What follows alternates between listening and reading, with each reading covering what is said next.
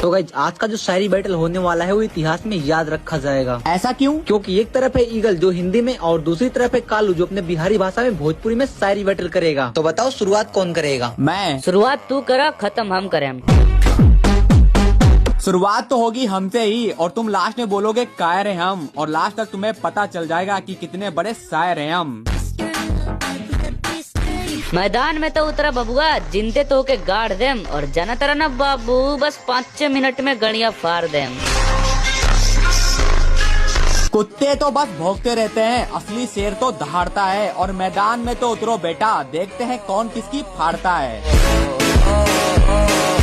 हम तो उतर गए बनी जंग में, लेकिन तहारा भी औकात नहीं खे। चल अपना पापा के भेजा, तहारा बस के बात नहीं खे।